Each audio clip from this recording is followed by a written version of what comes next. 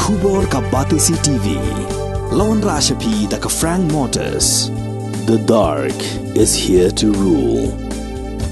Ka IZ Group of Institution Bangalore. Kadai ke college babhatam nagbanta ke jingkuli nursing but paramedical course, hospital training, hinyo scholarship but 6% ka kam, haki hospital bahedo India but shabari.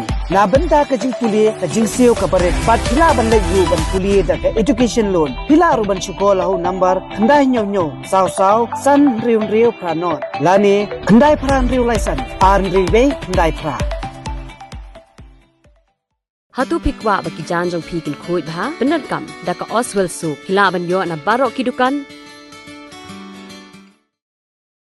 Presiden juga seng BJP uba Ernest Maury ulapan pau ke jing sngok Kmen hadian baka Sorkar kala Khot ya Kren ya keseng New Trap National Liberation Council bad ulaong baka ni gadai ka jing ang not jong menteri rang bakdo gari Narendra Modi namar uyo i bagi kampen roy kintu jaga tahan jatai lamingi lada kamdon ke jing ya kaja put ke jing ya kaja sam hapreng ki jela bad lada kamdon syu ka kampen trim leno.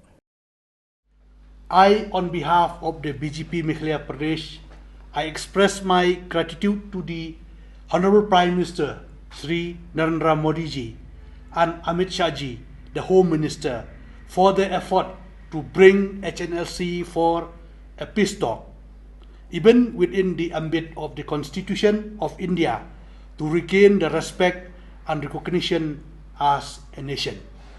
Once again, I also appreciate the state government effort to bring Hnlc to the peace table. As the process is in the full swing, I hope within a short period we will get a good news about the matter.